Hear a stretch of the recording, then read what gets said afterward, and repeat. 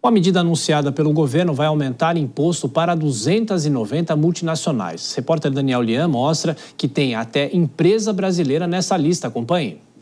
A medida provisória publicada pelo governo que prevê a cobrança de um mínimo de 15% sobre o lucro de empresas multinacionais com receitas anuais acima de 750 milhões de euros vai afetar 290 companhias globais que atuam no Brasil, sendo 20 brasileiras.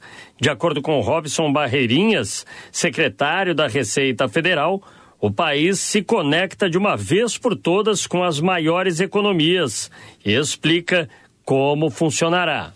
Se a empresa aqui no Brasil, ou o grupo de empresas aqui estabelecidas no Brasil, ela tem uma tributação efetiva sobre o lucro inferior a 15%, vamos dar um exemplo, ela é tributada efetivamente em 10% sobre o lucro, está faltando 5%, certo? Se o Brasil não tributa esses 5% de diferença, a França, a Espanha, a Itália, onde esteja a matriz ou outra empresa do grupo, pode fazer essa tributação. Ainda não há estimativa sobre a arrecadação com a medida.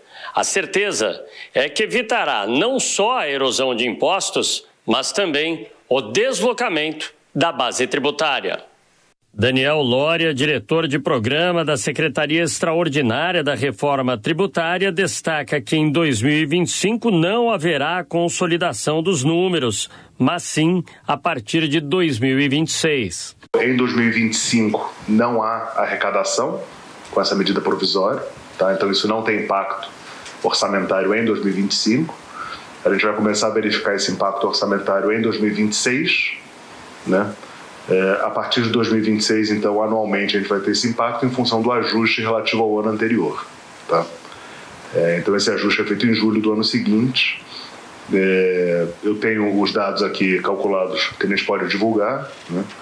Então, a gente está calculando 3,4 bi de impacto em 2026, 7,2 em 2027 e 7,7 em 2028. A subsecretária de Tributação e Contencioso da Receita Federal, Cláudia Pimentel, afirma que multinacionais que possuem investimentos robustos têm redução tributária.